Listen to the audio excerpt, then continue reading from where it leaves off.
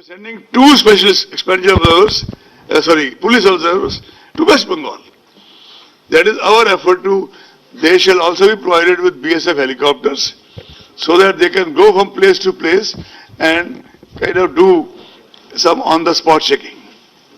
We have already sent a requisition to the Ministry of Home Affairs for two or maybe 3 helicopters for all these 5 states. Thank you. आपका सवाल। Sir, मैं संजय शर्मा आज तक से। Sir, मेरा सवाल ये है कि जो आपराधिक बैकग्राउंड के उम्मीदवार हैं उनके लिए आयोग ने कहा कि 3 बार उनका नाम और उनके सारे कर्म जितने भी उन्होंने किए हैं वो सारा पब्लिश करना पड़ेगा। बिहार इलेक्शन में तो किसी ने इसको फॉलो नहीं किया। अगले इलेक्शन में क्या चुनाव आयोग अपना शिकंजा कसेगा या वैसे ही चलेगा जैसा बिहार इलेक्शन में चला था? क्योंकि उस समय रिजल्ट है कि किसी ने इक्का दुक्का सिर्फ वो पब्लिश किया था और जो स्वतंत्र उम्मीदवार है उसके लिए कुछ गाइडलाइन है क्या? बिहार इलेक्शन में जितना आप सोचते हैं कम हुआ, उतना कम नहीं हुआ। आप चाहेंगे तो एक डिटेल्ड लिस्ट बिहार में किस किस पार्टी ने कितने कितने कैंडिडेट्स का किया, अगर आप उसको पढ़ेंगे तो आप स्वयं ही आपको अपने प्रश्न का उत्तर मिल जाएगा। हाँ, जितना इस बार और ज्यादा उस चीज को we will try to run it even more stringently. और बिहार इलेक्शन की फिगर ಬೆಳಗಾವಿ ಲೋಕಸಭೆಗೆ ಪ್ರತ್ಯೇಕ ಅಧಿಸೂಚನೆಯನ್ನ ಹೊರಡಿಸ್ತೀವಿ ಅಂತ ಹೇಳಿ ಈಗ chief election commissioner Sunil Arora ಮಾಹಿತಿಯನ್ನ ಕೊಟ್ಟಿದ್ದಾರೆ. ವಿಧಾನಸಭೆ ಉಪಚುನಾವಣೆಗಳಿಗೂ ಕೂಡ ಪ್ರತ್ಯೇಕ ಅಧಿಸೂಚನೆಯನ್ನ ಹೊರಡಿಸ್ತೀವಿ, ಪ್ರತ್ಯೇಕ ಅಧಿಸೂಚನೆಯಲ್ಲಿ ಬೈ ಎಲೆಕ್ಷನ್ ದಿನಾಂಕವನ್ನ ನಿಗದಿ ಮಾಡ್ತೀವಿ ಅನ್ನುವಂತಹ ಮಾತನ್ನ ಕೂಡ ಹೇಳಿದ್ದಾರೆ. ಈಗಾಗಲೇ 5 ರಾಜ್ಯಗಳ ಚುನಾವಣೆಗೆ ದಿನಾಂಕವನ್ನ ಫಿಕ್ಸ್ ಮಾಡಲಾಗಿದೆ. ಮಾರ್ಚ್ 27ರಿಂದ ಏಪ್ರಿಲ್ 29ರವರೆಗೂ ಈಗ 5 ರಾಜ್ಯಗಳಿಗೆ ಚುನಾವಣೆ ನಡೆಯಲಿದೆ.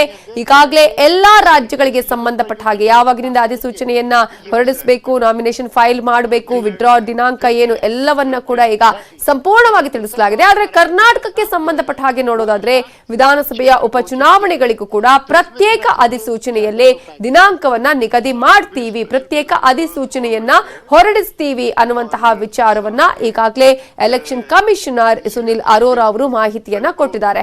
ಹಾಗಾಗಿ ಈಗ ಸದ್ಯಕ್ಕೆ ಕೊಟ್ಟಿರುವಂತಹ ಮಾಹಿತಿಯ ಪ್ರಕಾರ ಪಂಚ ರಾಜ್ಯಗಳಿಗೆ ನಡೀತಾ ಇರುವಂತಹ ಚುನಾವಣೆಯ ಬಗ್ಗೆ ಮಾಹಿತಿಯನ್ನ ನೀಡಿದ್ದಾರೆ. ಇನ್ನು ಅಸ್ಸಾಂಗೆ ಎಲೆಕ್ಷನ್ ಅನ್ನು ನಾವು ಗಮನಿಸಿದ್ರೆ ಮೊದಲ ಹಂತದಲ್ಲಿ 3 ಹಂತಗಳಲ್ಲಿ ಇಲ್ಲಿ ಎಲೆಕ್ಷನ್ ನಡೆಯುತ್ತೆ. ಮಾರ್ಚ್ 27, ಏಪ್ರಿಲ್ 1 ಮತ್ತು ಏಪ್ರಿಲ್ 6 ಈ 3 ಹಂತಗಳಲ್ಲಿ ಚುನಾವಣೆ ನಡೆಯಲಿದೆ. ಹಾಗೇನೆ ಬೇರೆ ಬೇರೆ ರಾಜ್ಯಗಳಿಗೆ ನಾವು ಗಮನಿಸೋದಕ್ಕೆ ನೋಡೋದಾದ್ರೆ ಈಗ ತಮಿಳುನಾಡಿಗೆ 1 ಹಂತದಲ್ಲಿ ಏಪ್ರಿಲ್ 6ರಂದು, ಕೇರಳಕ್ಕೆ 1 ಹಂತದಲ್ಲಿ ಏಪ್ರಿಲ್ 6ರಂದು, ಪುದುಚೇರಿಗೆ 1 ಹಂತದಲ್ಲಿ ಏಪ್ರಿಲ್ 6ರಂದು ಎಲೆಕ್ಷನ್ ನಡೆಯಲಿದೆ. ಅದರಲ್ಲೂ ಪ್ರಮುಖವಾಗಿ ವೆಸ್ಟ್ ಬೆಂಗಾಲ್ಗೆ 8 ಹಂತಗಳಲ್ಲಿ ಚುನಾವಣೆ ನಡೆಯಲಿದೆ. ಆ 8 ಹಂತಗಳನ್ನ ನಾವು ನೋಡೋದಾದ್ರೆ ಮಾರ್ಚ್ 27ರಿಂದ ಆರಂಭವಾಗಿ ಏಪ್ರಿಲ್ 29ರವರೆಗೂ ಕೂಡ ಚುನಾವಣೆ ನಡೆಯಲಿದೆ. ಇವೆಲ್ಲರ ಬಗ್ಗೆ ಡೀಟೇಲ್ಸ್ ಕೊಡೋದಕ್ಕೆ ನಮ್ಮ ರಿಪೋರ್ಟರ್ ಧರಣೇಶ್ ಈಗ ಫೋನ್ ಸಂಪರ್ಕದಲ್ಲಿದ್ದಾರೆ. ಧರಣೇಶ್, ಈಗಾಗಲೇ ಚುನಾವಣಾ ದಿನಾಂಕವನ್ನ ಪಂಚ ರಾಜ್ಯಗಳಿಗೆ ಸಂಬಂಧಪಟ್ಟ ಹಾಗೆ ಅನೌನ್ಸ್ ಕೂಡ ಮಾಡಲಾಗಿದೆ. ಈಗಾಗಲೇ ಮಾರ್ಚ್ 27ರಿಂದ ಅಂದ್ರೆ ಇವತ್ತಿನಿಂದಲೇ ನೀತಿ ಸಂಹಿತೆ ಜಾರಿಯಲ್ಲಿ ಇರುತ್ತಾ ಹೇಗೆ ಅಂತ ಹೇಳಿ? ಇವತ್ತಿನಿಂದಲೇ ನೀತಿ ಸಂಹಿತೆ ಜಾರಿ ಅಂತ ಹೇಳಿ ಮುಖ್ಯ ಚುನಾವಣಾ ಆಯುಕ್ತ ಸುನಿಲ್ ಅರೋರಾ ತಿಳಿಸಿದ್ದಾರೆ. ಮತ್ತೆ ಈಗ 5 ರಾಜ್ಯಗಳು ಅಂದ್ರೆ 4 ರಾಜ್ಯಗಳು ಮತ್ತು 1 ಕೇಂದ್ರಾಡಳಿತ ಪ್ರದೇಶ, ಅಸ್ಸಾಂ, ಪಶ್ಚಿಮ ಬಂಗಾಳ, ತಮಿಳುನಾಡು ಮತ್ತು ಕೇರಳ ರಾಜ್ಯ ಹಾಗೂ ಕೇಂದ್ರಾಡಳಿತ ಪ್ರದೇಶವಾಗಿರುವಂತಹ ಪುದುಚೇರಿ, ಈ 4 ರಾಜ್ಯಗಳಿಗೆ ಚುನಾವಣೆಯನ್ನ ಅನೌನ್ಸ್ ಮಾಡಿದೆ. ಈಗ ನಾವು ನೋಡ್ತಾ ಇದೀವಿ, ಫಾರ್ ಎಕ್ಸಾಂಪಲ್ ತಮಿಳುನಾಡು, ಕೇರಳ ಮತ್ತು ಪುದುಚೇರಿನಲ್ಲಿ ಏಪ್ರಿಲ್ 6ನೇ ತಾರೀಕು ಮತ ಚಲಾವಣೆ ಆಗುತ್ತೆ.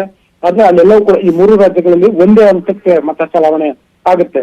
ಆ ಕಾರಣಕ್ಕೋಸ್ಕರ ಇಲ್ಲಿ ಏಪ್ರಿಲ್ 6ನೇ ತಾರೀಕು 1 ದಿನ ಮತದಾನಕ್ಕೆ ಅವಕಾಶವನ್ನ ಮಾಡಿಕೊಳ್ಳಲಾಗಿದೆ. ಅಸ್ಸಾಂನಲ್ಲಿ 2 ಹಂತಗಳಲ್ಲಿ ಚುನಾವಣೆ ನಡೆಸಲಿಕ್ಕೆ ಕೇಂದ್ರ ಚುನಾವಣಾ ಆಯೋಗ ನಿರ್ಧರಿಸಿದೆ. ಯಾಕಂದ್ರೆ ಅಲ್ಲಿ ಸ್ವಲ್ಪ ಈ ಗುಡ್ಡಗಾಡು ಪ್ರದೇಶ ಈ ರೀತಿ ಎಲ್ಲ ಇರುವುದ ಕಾರಣಕ್ಕೋಸ್ಕರ ಅಲ್ಲಿ 2 ಹಂತದಲ್ಲಿ ಚುನಾವಣೆಯನ್ನ ನಡೆಸಿದೆ. ಇನ್ಫ್ಯಾಕ್ಟ್ ಅಸ್ಸಾಂನಲ್ಲಿ 3 ಹಂತದಲ್ಲಿ ಚುನಾವಣೆಯನ್ನ ನಡೆಸ್ತಿದೆ. ಇನ್ಫ್ಯಾಕ್ಟ್ ಚುನಾವಣಾ ಆಯುಕ್ತರು ಹೇಳ್ತಾ ಇದ್ದಾರೆ ಏನಂತಂದ್ರೆ, ಕರೋನಾ ಇರುವ ಕಾರಣಕ್ಕೋಸ್ಕರ ಈ ಬಾರಿ ಚುನಾವಣೆಯನ್ನು ನಡೆಸುವುದು ಬಹಳ ಸವಾಲಿನ ಕೆಲಸ ಆಗಿದೆ ಅಂತ ಹೇಳಿ. ಅಂದ್ರೆ ಒಂದು ಕಡೆ ಈಗ ಈ ರೀತಿ ಏನೋ ಇಡೀ ಕರೋನಾ ಇರುವ ಕಾರಣಕ್ಕೋಸ್ಕರ ಕೋವಿಡ್ ಗೈಡ್ಲೈನ್ಸ್ ಇಟ್ಕೊಂಡು ಅದರ ಅನುಸಾರವಾಗಿ ಚುನಾವಣೆಯನ್ನ ನಡೆಸಬೇಕಿದೆ. ಸೊ ಅದು ಒಂದು ರೀತಿಯಲ್ಲಿ ಸವಾಲು. ಜೊತೆಗೆ ಮತದಾರರು ಬರ್ತಾರೋ ಇಲ್ವೋ ಅನ್ನುವಂತಹದ್ದಿದೆ. ಅಫ್ಕೋರ್ಸ್ ಈಗಾಗಲೇ ಒಂದು ಬಿಹಾರದಲ್ಲಿ ಚುನಾವಣೆಯನ್ನ ನಡೆಸಿದರೆ ಸಕ್ಸಸ್ಫುಲ್ ಆಗಿದೆ. ಹಾಗಾಗಿ ಈಗ ಮತ್ತೆ 5 ರಾಜ್ಯಗಳಲ್ಲಿ ಚುನಾವಣೆ ನಡೀತಿದೆ. ಇನ್ನು ಕೂಡ ಸುನಿಲ್ ಅರೋರಾ ಅವರ ಸುದ್ದಿಗೋಷ್ಠಿ ಮುಕ್ತಾಯ ಆಗಿಲ್ಲ. ಈ ಸುದ್ದಿಗೋಷ್ಠಿಯ ಕೊನೆಯಲ್ಲಿ ಅವರು ವಿವಿಧ ರಾಜ್ಯಗಳ ಉಪಚುನಾವಣೆಗಳಿಗೆ, ಫಾರ್ ಎಕ್ಸಾಂಪಲ್ ಕರ್ನಾಟಕದ 3 ವಿಧಾನಸಭಾ ಚುನಾವಣೆ, 1 ಲೋಕಸಭಾ ಚುನಾವಣೆಗೆ ಉಪಚುನಾವಣೆಗೆ ದಿನಾಂಕವನ್ನ ಘೋಷಿಸಬಹುದು ಸಾಧ್ಯತೆ ಇದೆ. ಆದ್ರೆ ಖಚಿತವಾದಂತಹ ಮಾಹಿತಿಗಳು ಇನ್ನೂ ಲಭ್ಯ ಆಗ್ತಿಲ್ಲ. ಆ ಉಪಚುನಾವಣೆಗಳನ್ನ ಘೋಷಿಸ್ತಾರ ಇಲ್ವಾ ಅಂತ. ಫಾರ್ ಎಕ್ಸಾಂಪಲ್ ಬಿಹಾರದ ಚುನಾವಣಾ ದಿನಾಂಕ ಘೋಷಣೆ ಮಾಡಿದಂತಹ ಸಂದರ್ಭದಲ್ಲಿ ಆಗ ಯಾವ್ಯಾವ ಉಪಚುನಾವಣೆಗಳು ಇದ್ವು, ಆಗ ಉಪಚುನಾವಣಾ ದಿನಾಂಕವನ್ನ ಕೂಡ ಪ್ರಕಟಿಸಲಾಗಿತ್ತು. ಅದೇ ಮಾದರಿನಲ್ಲಿ ಇವತ್ತು ಕೂಡ ಇಡೀ ದೇಶಾದ್ಯಂತ ಎಲ್ಲಿ ಉಪಚುನಾವಣೆಗಳು ನಡಿಬೇಕು ಅಲ್ಲಿ ಉಪಚುನಾವಣೆಗಳಿಗೆ ದಿನಾಂಕವನ್ನ ಘೋಷಣೆ ಮಾಡ್ತಾರೆ ಅನ್ನುವಂತಹ ನಿರೀಕ್ಷೆಗಳು ಮತ್ತು ಆ ಸಾಧ್ಯತೆಗಳು ಕಂಡು ಬರ್ತಿದ್ದಾವೆ. ನೋಡ್ಬೇಕಾಗತ್ತೆ. ಈಗ ಇನ್ನು ಪಂಚರಾಜ್ಯಗಳ ಚುನಾವಣೆಯಲ್ಲಿ ಅಂತಂದ್ರೆ ಒಂದು ಪಶ್ಚಿಮ ಬಂಗಾಳ ಇಡೀ ದೇಶದಲ್ಲಿ ಬಹಳ ಕುತೂಹಲವನ್ನ ಮತ್ತೆ ನಿರೀಕ್ಷೆಯನ್ನು ಹುಟ್ಟಿಸಿರುವಂತಹ ಚುನಾವಣೆ. ಅಲ್ಲಿ ಚುನಾವಣೆಯನ್ನ ನಡೆಸಲಾಗ್ತಾ ಇದೆ. ಅಂದ್ರೆ ಅಲ್ಲಿ ಒಂದು ರೀತಿಯಲ್ಲಿ ಬಿಜೆಪಿ ಮತ್ತು ಆಡಳಿತಾರೂಢ ತೃಣಮೂಲ ಕಾಂಗ್ರೆಸ್ ನಡುವೆ ತೀವ್ರ ಹಣಾಹಣಿ ಇರುವಂತಹ ಚುನಾವಣೆ. ಅಂದ್ರೆ ಈ ರಾಜಕೀಯ ವಲಯದಲ್ಲಿರುವಂತವ್ರು, ಪತ್ರಕರ್ತರು ಮತ್ತೆ ಸಾಮಾಜಿಕವಾಗಿ ಕುತೂಹಲ ಇರುವಂತವ್ರು ಬಹಳಷ್ಟು ಜನ ಬಹಳ ಕುತೂಹಲದಿಂದ ನೋಡ್ತಿರುವಂತಹ ಚುನಾವಣೆ ಪಶ್ಚಿಮ ಬಂಗಾಳ ಚುನಾವಣೆ.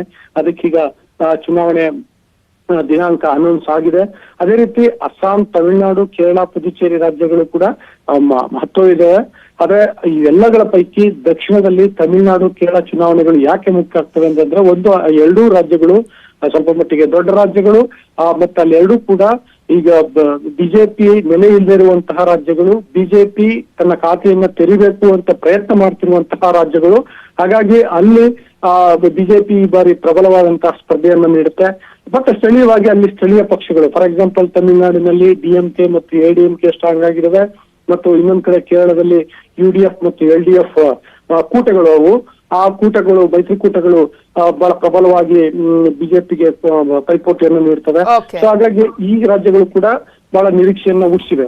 ಸೊ ಹೀಗೆ ಬಹುನಿರೀಕ್ಷಿತ ಪಂಚರಾಜ್ಯಗಳ ಚುನಾವಣೆಗೆ ಇವತ್ತು ಚುನಾವಣಾ ಆಯೋಗ, ಕೇಂದ್ರ ಚುನಾವಣಾ ಆಯೋಗ ದಿನಾಂಕವನ್ನ ಪ್ರಕಟಿಸಿದೆ. ಥ್ಯಾಂಕ್ ಯು ಧರಣೇಶ್ ಡೀಟೇಲ್ಸ್ಗೆ. ಸಾಗಿದೆ ಮಾರ್ಚ್ 27ರಿಂದನೇ ಚುನಾವಣೆ ಆರಂಭ ಆದ್ರೆ ಏಪ್ರಿಲ್ 29ರವರೆಗೂ ಬೇರೆ ಬೇರೆ ರಾಜ್ಯಗಳಲ್ಲಿ ಬೇರೆ ಬೇರೆ ದಿನಾಂಕಗಳನ್ನ ಈಗಾಗಲೇ ನಿಗದಿ ಮಾಡಲಾಗಿದೆ. ಕರ್ನಾಟಕದ ಮಟ್ಟಿಗೆ ನಾವು ನೋಡೋದಾದ್ರೆ ಕರ್ನಾಟಕದ 1 ಲೋಕಸಭಾ ಎಲೆಕ್ಷನ್ ಹಾಗೆಯೇ 3 ವಿಧಾನಸಭಾ ಬೈ ಎಲೆಕ್ಷನ್ಗಳಿಗೆ ಸಂಬಂಧಪಟ್ಟ ಹಾಗೆ ಇನ್ನು ಕೆಲವೇ ಕ್ಷಣಗಳಲ್ಲಿ ನೋಟಿಫಿಕೇಶನ್ ಹೊರಡಿಸುವಂತಹ ಸಾಧ್ಯತೆ ಕೂಡ ಇದೆ. ಅಧಿಸೂಚನೆಯನ್ನ ಪ್ರಕಟಗೊಳಿಸುವ ಸಾಧ್ಯತೆ ಇದೆ.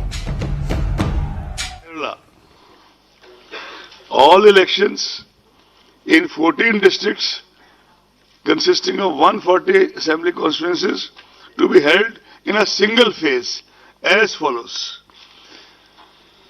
Issue of notification 12th March. Scrutiny of nominations 20th March. Last date of withdrawal of candidature 22nd March. Date of poll 6th April. By-election to the vacant seat of Malappuram Parliamentary Constituency shall be conducted simultaneously along with the Assembly of Kerala on 6th April 2021. General election to Assembly of Tamil Nadu to 2021. All elections to 38 districts consisting of 234 Assembly constituencies shall be held in a single phase as follows. Issue of notification 12th March.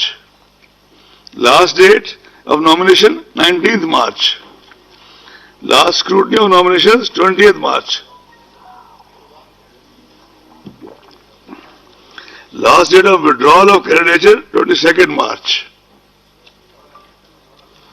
Date of poll 6th April. Elections to the vacant seat of 39 Kanyakumari Parliamentary Constituency will also be conducted simultaneously along with the Assembly elections on 6th April. Right? ಪಂಚರಾಜ್ಯಗಳ ಚುನಾವಣೆ March 27ರಿಂದ ಆರಂಭ ಆಗುತ್ತೆ. ಪುದುಚೇರಿ, ಅಸ್ಸಾಂ ಹಾಗೆಯೇ ಪಶ್ಚಿಮ ಬಂಗಾಳ, ಕೇರಳ, ತಮಿಳುನಾಡು ಈ ಒಂದು ರಾಜ್ಯಗಳಿಗೆ ಚುನಾವಣೆ ನಡೆಯಲಿದೆ.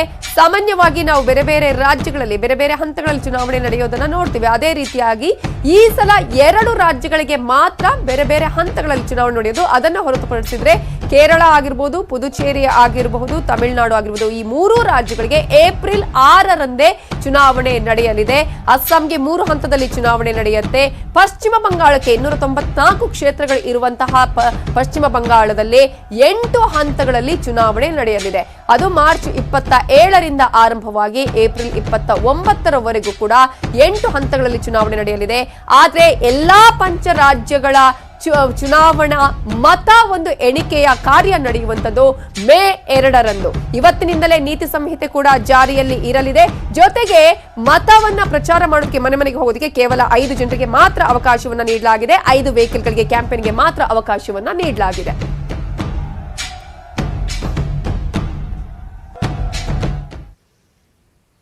ಈಕೆ ಸದಾ ಗೆಲ್ಲೋದನ್ನೇ ಇಷ್ಟಪಡುವ ಹುಡುಗಿ. ತನ್ನ 6ನೇ ವಯಸ್ಸಿನಿಂದಲೇ ಒಲಿಂಪಿಕ್ಸ್ ಅಲ್ಲಿ ಭಾಗವಹಿಸೋಕೆ ತಯಾರಿ ಮಾಡಿದ್ದಾಕೆ. ಟೇಬಲ್ ಟೆನ್ನಿಸ್ನ ಅಂಡರ್ 15 ನಲ್ಲಿ ಚಾಂಪಿಯನ್ ಮತ್ತು ವಿಶ್ವದಲ್ಲಿ 22ನೇ ರ್ಯಾಂಕಿಂಗ್ ಇವಳದ್ದು. ಹಾಗಾದ್ರೆ ಆ ಯಂಗ್ ಜೀನಿಯಸ್ ಯಾರು ಅನ್ನೋದನ್ನ ನೋಡ್ತಾ ಒಂದು ಚಿಕ್ಕ ಬ್ರೇಕ್ ತಗೊಳ್ಳೋಣ. ನನ್ನ ಹೆಸರು ಸುಹಾನಾ ಸೈನಿ. ನಾನು 14 ವರ್ಷದವಳು. ಇವಳು ಯಂಗ್ ಜೀನಿಯಸ್. ಗೆಲ್ಲುವುದನ್ನ ಕರಗತ ಮಾಡಿಕೊಂಡ ಇವಳು ತನ್ನ 6ನೇ ವಯಸ್ಸಿನಿಂದಲೇ ಒಲಿಂಪಿಕ್ಸ್ ನ ತಯಾರಿಯನ್ನ ಮಾಡ್ತಿದ್ದಾಳೆ. ನನ್ಗಂತೂ ಬರೋ ಯೂತ್ ಒಲಿಂಪಿಕ್ಸ್ ನಲ್ಲಿ ಗೋಲ್ಡ್ ಗೆಲ್ಬೇಕು. ಅದು ಬರೋ 2022 ಅಲ್ಲಾಗುತ್ತೆ. ಇವಳು ಯಂಗ್ ಜೀನಿಯಸ್. ಟೇಬಲ್ ಟೆನ್ನಿಸ್ ನ ಅಂಡರ್ 15 ನಲ್ಲಿ ಚಾಂಪಿಯನ್ ಮತ್ತು ವಿಶ್ವದಲ್ಲಿ 22ನೇ ರ್ಯಾಂಕಿಂಗ್ ಇವಳದ್ದು. ಇವಳ ಬಳಿ ಮೆಡಲ್ಸ್ ಗಳ ಭಂಡಾರವೇ ಇದೆ. US ಓಪನ್ ಸಮೇತ ಗೆದ್ದಿದ್ದಾಳೆ 29 ಅಂತಾರಾಷ್ಟ್ರೀಯ ಚಾಂಪಿಯನ್ಶಿಪ್. ನೆಟ್ವರ್ಕ್ 18ನ ಅದ್ಭುತ ಶೋನಲ್ಲಿ ಅಪ್ರತಿಮ ಆಟಗಾರ್ತಿ ಹರಿಯಾಣದ ರೋಹ್ತಾಕ್ನ ಸುಹಾನಾ ಸೈನಿ. 10ರಲ್ಲಿ ಮೊದಲ ಬಾರಿ ನ್ಯಾಷನಲ್ ಚಾಂಪಿಯನ್ ಆದ್ರೆ 11ರಲ್ಲಿ 2ನೇ ಬಾರಿ ನ್ಯಾಷನಲ್ ಚಾಂಪಿಯನ್ ಆದ್ರೆ. ಯಾರಾದ್ರೂ ತೆಂಗಿನ ಚಿಪ್ಪು ತನ್ನಿ, ನೀರು ತನ್ನಿ, ಅದ್ರಲ್ಲಿ ನಾನು ಮುಳುಗಿ ಸಾಕೋಗ್ತೀನಿ. ತಾಯಿಯೇ ಇವಳ ಗುರು. ತನ್ನ ತಾಯಿಯನ್ನ ಟೇಬಲ್ ಟೆನ್ನಿಸ್ ನಲ್ಲಿ ಸೋಲಿಸಿದ ಆಟಗಾರ್ತಿಯನ್ನ ಮಣಿಸಿದ ಚತುರೆ. ಟೇಬಲ್ ಟೆನ್ನಿಸ್ ನಲ್ಲಿ ಚೀನಾದ ಗರ್ವವನ್ನ ಬಗ್ಗು ಬಡಿದು ವಿಶ್ವದಲ್ಲೇ ಹೆಸರು ಗಳಿಸಿದ ಬೋರಿ. ಬರ್ತಿದ್ದಾಳೆ ಈ ಯಂಗ್ ಜೀನಿಯಸ್. ಇದೇ ಶನಿವಾರ ರಾತ್ರಿ 8 ಗಂಟೆಗೆ